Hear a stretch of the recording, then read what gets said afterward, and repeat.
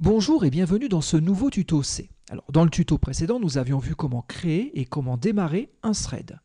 Nous allons maintenant voir comment nous synchroniser sur l'arrêt de nos threads. Alors pour ce faire, je vous propose de reprendre votre atelier de développement et d'y créer un nouveau projet. Pour ma part, je l'ai appelé Use Threads. Un code de base m'est proposé, je vais le remplacer. Alors pour récupérer le code sur lequel nous allons travailler, je vous propose d'aller sur le site cours.fr, vous descendez dans la section C, puis un petit peu plus bas, là vous devriez retrouver la librairie threads.h. C'est sur cette librairie que sont fournies toutes les fonctions de manipulation des threads. Alors pour rappel, on en avait parlé dans le tuto précédent, mais j'en fais une petite redite, tout ça est arrivé avec la version C 2011, d'accord, de la norme ISO.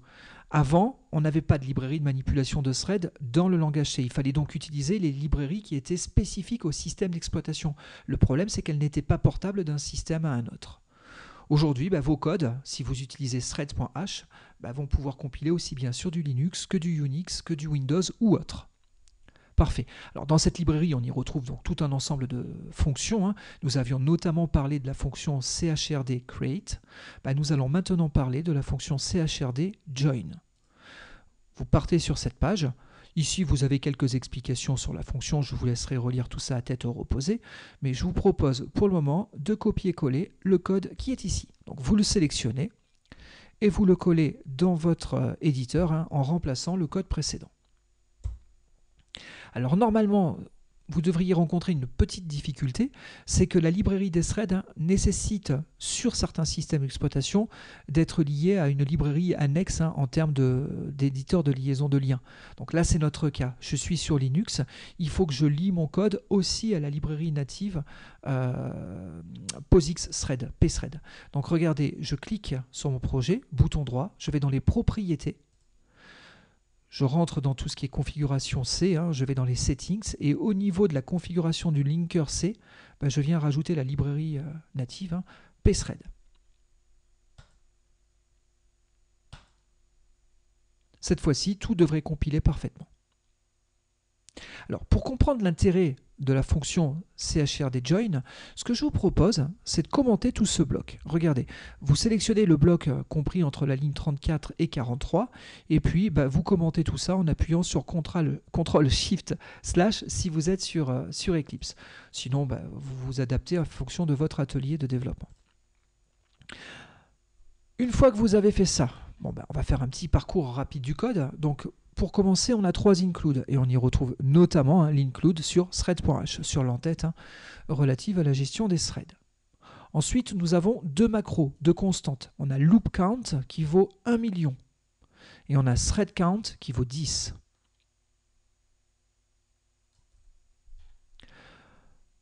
Le point d'entrée du programme, c'est bien entendu le main. Le main, qu'est-ce qu'il commence par faire? Tout comme on l'avait vu dans le tuto précédent, il commence par créer 10 threads. Sauf que là, on ne les crée pas avec une variable par thread. Là, ce que j'ai préféré faire, c'est un tableau qui contient 10 identifiants de type thrd_t. Alors, c'est un type d'identifiant de thread. Et en vérité, techniquement parlant, regardez, si vous mettez la souris, vous avez l'assistance qui vous propose ici la valeur de remplacement. En vérité, c'est un unsigned long. D'accord? Donc, c'est un entier long non signé. Donc c'est un identifiant de thread. J'en veux 10. Et donc pour mes 10 threads, je vais invoquer la fonction thrd_create. Je lui passe l'entrée dans le tableau à initialiser dans laquelle stocker l'identifiant technique du thread que je vais créer. Et puis je vais tous les démarrer sur la fonction threadMain. La fonction threadMain est déclarée ici. Notez qu'en paramètre, je passe aussi l'indice de boucle. Alors là, c'est un identifiant, si vous voulez, de thread, dans une certaine mesure. Mais ce n'est pas l'identifiant technique, c'est un identifiant à nous, c'est un identifiant logique, qui sera compris entre 0 et 9. Bon, n'oubliez pas, la fonction chrd_create peut planter sous certaines conditions, notamment s'il n'y a pas suffisamment de mémoire ou ce genre de choses-là. Et donc, ça peut déclencher, ça peut aboutir à un code d'erreur. Donc, si on n'a pas chrd success, c'est qu'il y a un souci. Bon, on le dit et on plante le programme. Je vais revenir sur mes threads dans quelques instants. Disons que le main, normalement, après, affiche qu'il a terminé son travail et il rend la main au système d'exploitation. Bien entendu, on a lâché 10 threads. Nos threads vont donc amorcer sur cette fonction-là. C'est le point d'entrée, la fonction principale de chacun de vos threads. Et donc, on leur a passé en paramètre l'identifiant logique, l'indice de boucle, lors de la construction de chacun des threads.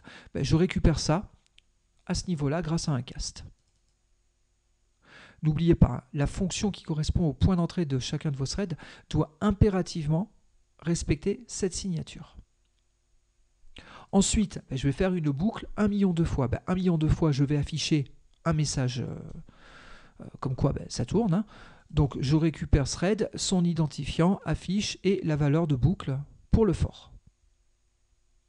Quand chacun aura terminé son million de tours de boucle, on va afficher un thread terminé avec l'indice dans le tableau d'origine qu'on avait créé à ce niveau-là. N'oubliez pas, un thread normalement doit renvoyer un code de sortie, c'est un petit peu comme un main. Si tout s'est bien passé, la convention est de renvoyer 0. Normalement, toute autre valeur devrait être associée à un cas d'erreur bien déterminé. Ici, je renvoie donc CHRD success. Il s'avère que ça, en vérité, c'est une constante, mais qui est définie dans un type énuméré.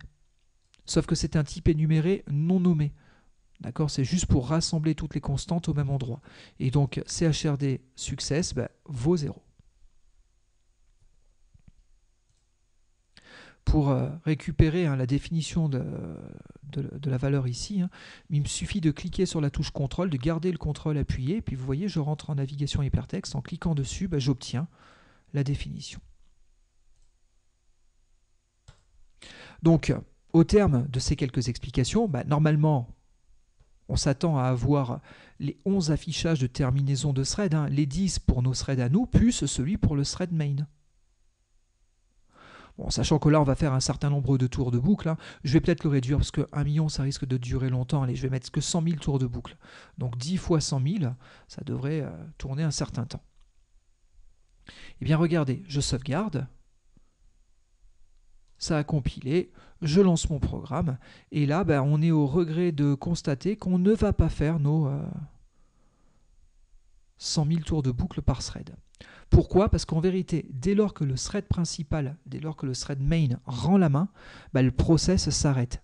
Et même s'il y avait d'autres threads qui étaient en train de tourner, ils sont tous définitivement arrêtés. Et donc du coup, on n'a pas fait tous les tours de boucle escomptés. Si on veut que chacun des threads ait le temps de terminer leur traitement respectif, il va falloir se synchroniser sur l'arrêt des threads. C'est ce qui est fait par ce bloc-là qu'on avait commenté il y a quelques minutes. Regardez, maintenant je le décommente. Ce qu'on constate, c'est qu'on commence par refaire une boucle, un petit peu identique à la boucle qu'on avait faite à ce niveau-là. Et donc, pour chaque tour de boucle, ce que je vais faire, c'est que je vais lancer un appel à la fonction CHRD join. Je lui repasse ici l'identifiant du thread sur lequel je dois me synchroniser. Et on est bien d'accord, un thread, quand il se termine, normalement, il renvoie un code de retour. Ici, ce que je dis, c'est que je vais récupérer ce code de retour et je vais le stocker dans la variable thread result code, qui est définie à ce niveau-là. Alors attention, malgré tout, il faut bien comprendre que je vais avoir la valeur de retour du thread, mais il y a aussi la valeur de retour de CHRD join. Cette fonction peut planter. Alors, il y a des cas un peu subtils, on en parlera plus tard, mais par exemple, on peut avoir détaché le thread. Si on détache un thread, on ne peut plus récupérer son code de sortie. D'accord? Donc ici, si on a une erreur, dans ce cas-là, on plante le programme et on dit qu'on n'a pas réussi à récupérer la terminaison du thread. Bon, normalement, ça ne devrait pas arriver. C'est pareil, il y a une autre situation qui normalement ne doit pas arriver dans ce programme-là, c'est d'avoir autre chose dans le code de sortie de mon thread que 0. Pourquoi? Parce que ici c'est pété en dur, on a dit return de CHRD success, donc de 0. Donc normalement, on ne devrait jamais avoir autre chose que la valeur 0. Mais bon, au cas où, ici j'affiche un message d'erreur. Et on fait ça pourquoi? On fait ça pour nos 10 threads. Donc normalement, cette fois-ci, maintenant, je me synchronise bien sur l'arrêt des threads. C'est-à-dire que je ne sortirai de cette boucle qu'une fois que les 10 threads auront bien été attendus. Regardez, je relance mon programme. Et donc cette fois-ci, on est parti. Là, on voit bien, ça tourne maintenant. Contrairement à tout à l'heure, ça met beaucoup plus de temps parce que chaque thread a le temps de faire son travail. Bon, là, on va arriver bientôt à la fin des boucles. Hein. Et donc, à un moment donné, les threads ont rendu la main. Donc, chacun d'eux affiche qu'il a terminé. Alors là, vous pourriez me dire, mais pourquoi c'est le 1 qui termine en premier? Ça, c'est au bon vouloir de l'ordonnanceur de tâches. Hein. Ce n'est pas vous qui contrôlez le temps qui est affecté à chacun des threads, dans quel ordre c'est fait. C'est l'ordonnanceur de tâches. Dit autrement, c'est le système d'exploitation. Donc, on lui fait confiance. Il s'avère que sur cet exemple-là, c'est le thread 1 qui a terminé en premier. Dans tous les cas, en dernier, excusez-moi. Dans tous les cas, ils sont tous terminés. Je n'ai pas suffisamment d'historique ici pour vous afficher toutes les valeurs, mais ils ont tous terminé leur boucle. Et donc, au final, le programme s'arrête. Si vous voulez voir les 10 affichages comme quoi les threads ont terminé leur boulot, vous pouvez, pourquoi pas, éventuellement commenter cette ligne-là.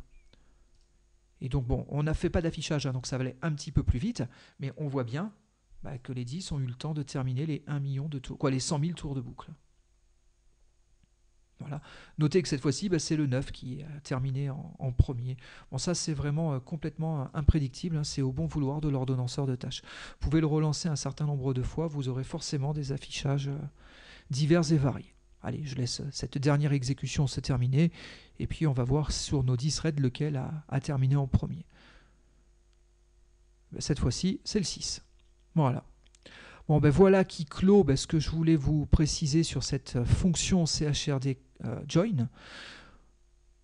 Pour le prochain tuto, je vais continuer à vous parler de programmation multithread et je vais m'attaquer la prochaine fois à un sujet relativement chaud, à savoir la synchronisation de vos threads en cas d'accès concurrent. Ça, c'est un problème qui est extrêmement complexe à gérer. C'est-à-dire que des fois, vous avez plusieurs threads qui vont chercher à faire des modifications sur une même variable. Et dans ce cas-là, si on n'a pas synchronisé nos accès, ça peut très très mal se passer. Bon, je vous montrerai comment correctement gérer ces cas de figure-là. Bon, dans tous les cas, j'espère que ce tuto vous a plu, qu'il vous a permis de bien comprendre comment fonctionne notre fonction CRD Join. Si c'est le cas, n'hésitez pas à me mettre un j'aime et à repartager le tuto. Et puis je vous dis à très vite pour le prochain. Merci de votre attention.